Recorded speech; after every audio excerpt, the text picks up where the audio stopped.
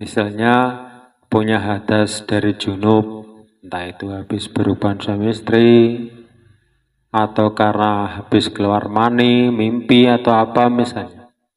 Kemudian mandi wajibnya salah, entah itu airnya salah, entah itu caranya yang salah, maka hukum mandinya jadi batal. Kemudian merasa sudah mandi, kemudian mengerjakan sholat, atau tawaf, atau membawa Quran, atau membaca Quran, atau berdiam diri dalam masjid, masuk masjid, lah maka orang ini hukumnya ya tetap berdosa. Haram, malah berdosa kalau mengerjakan 5 macam ini. Kita akan membahas tentang sesuatu yang diharamkan karena punya hadas dari junub. Hadas dari junub ini termasuk yaitu keluar mani, walaupun keluarnya bukan sebab berhubungan suami istri, bisa jadi karena mimpi atau apapun juga. Kalau keluar mani itu hukumnya sama dengan junub atau berhubungan suami istri dalam segi mandi wajibnya. Jadi sesuatu yang diharamkan bagi orang yang punya hadas junub, punya hadas besar dari junub, haram untuk melakukan 5 macam perkara. Disebutkan dalam kitab Fathul Qorib, wa yakhrumu 'alal junubi khamsatu asya'a. Diharamkan sebab punya hadas junub untuk melakukan 5 macam perkara. Yang pertama as-sholatu, sholat. Sholat ini sama saja dengan waktu kita membahas yang diharamkan ketika batal wudunya. Yang pertama juga sholat. Begitu juga orang yang punya hadas dari junub juga haram untuk mengerjakan sholat. Liqaulihi ta'ala a'udzu billahi minasyaitonir rajim wa in kuntum junuban fatahharu al-ayah. Maka jika kalian semua dalam keadaan junub, maka bersucilah. Maka bersucilah kalian semua, yaitu dengan mandi tentunya. Jadi kalau kita punya hadas dari junub, habis hubungan suami istri, ini kayak bapak-bapak, Pak Givan yang sudah berumah tangga, ataupun yang pernah mimpi basah, ini wajib mandi sebelum mengerjakan 5 hal ini. Atau seandainya belum mandi, maka hukumnya haram, berdosa. Yang pertama, sholat. Kemudian yang kedua, watawafu, tawaf. Liqaulihi sallallahu alaihi wasallam, at-tawafu haulal baiti mislu sholah. Al-hadis rawahu Tirmidzi. Tawaf di Baitullah itu seperti sholat. Jadi orang yang punya hadas besar dari junub, termasuk juga keluar mani, itu haram untuk mengerjakan tawaf. Kemudian yang ketiga, wa masul mushafi wa hamluhu. Menyentuh Al-Quran dan membawa Al-Quran. Ini kalau dalam kitab lain ini 2 nomor. Nomor 3 menyentuh mushaf, nomor 4 membawa Quran. Tapi dalam kitab takrib atau Fathul Qorib ini dijadikan 1 nomor, yaitu nomor 3 yang diharamkan bagi orang yang punya hadas junub itu menyentuh mushaf dan juga membawanya.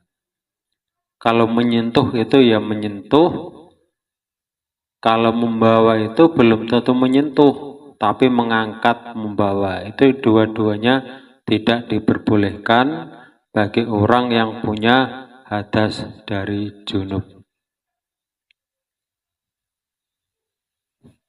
Qala Allah Ta'ala a'udzu billahi minasyaitonir rajim la yamassuhu illal mutahharun. Al-Waqiah 79. Tidak boleh menyentuh Al-Quran kecuali orang-orang yang suci.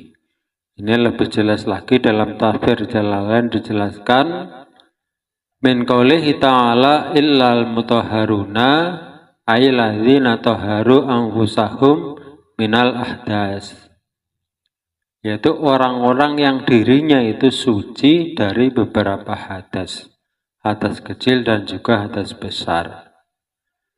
Lah nomor 1 sampai nomor 4 ini, nomor 1 sampai nomor 3 kalau dalam takrib atau Fathul Qorib, atau dalam kitab lain ada yang menyebutkan 1 sampai 4 ini itu sama dengan yang diharamkan oleh orang yang batal wudunya. Jadi gampang untuk mengingat-ingat, 1 sampai 4 itu sama. Dalam kitab ini 1 sampai 3 itu sama. Sholat, tawaf, menyentuh Al-Quran, juga membawa Al-Quran. Kemudian yang nomor 5, yang diharamkan bagi kita semua yang punya hadas besar dari junub untuk melakukan qiraatul Quran, membaca Al-Quran.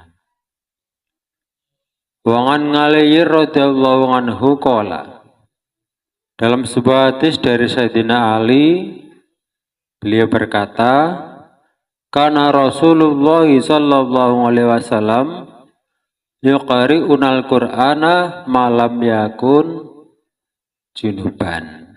Rawahul Hamsah.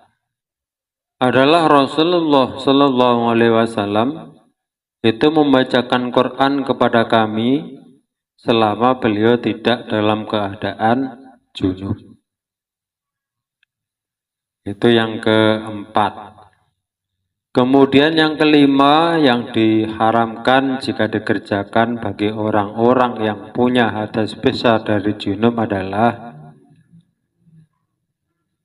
wal muksu fil masjid, berdiam diri di dalam masjid. Jadi kalau ada orang habis junub, punya hadas junub, apa itu karena hubungan suami istri atau keluar mani, maka tidak diperbolehkan, bahkan diharamkan berdiam diri di dalam masjid. Qala Rasulullah sallallahu alaihi wasallam, Rasulullah telah bersabda, inni la uhillal masjida lihaidin wala junubin. Sesungguhnya aku tidak membolehkan atau tidak menghalalkan kepada orang yang punya hadas haid maupun dari junub untuk masuk ke dalam masjid. Hadis diriwayatkan oleh Imam Abu Dawud. Nah, 5 macam ini adalah yang kalau dikerjakan bagi orang yang punya hadas besar dari junub, maka itu hukumnya haram. Lah yang nyata-nyata punya hadas dari junub, kebanyakan mereka yang nggak mengerjakan 5 macam ini. Yang kadang-kadang jadi permasalahan adalah orang-orang yang tidak paham caranya wudhu, caranya mandi, kemudian mereka mengerjakan 5 macam ini. Malah itu yang sangat membahayakan karena tidak disadari kesalahannya. Misalnya punya hadas dari junub, entah itu habis berhubungan suami istri, atau karena habis keluar mani, mimpi atau apa misalnya. Kemudian mandi wajibnya salah, entah itu airnya salah, entah itu caranya yang salah, maka hukum mandinya jadi batal. Kemudian merasa sudah mandi, kemudian mengerjakan sholat, atau tawaf, atau membawa Quran, atau membaca Quran, atau berdiam diri dalam masjid, masuk masjid, Lah, maka orang ini hukumnya ya tetap berdosa. Haram, malah berdosa kalau mengerjakan 5 macam ini. Karena haram itu adalah kalau dikerjakan mendapat dosa, kalau ditinggalkan ya malah mendapat pahala.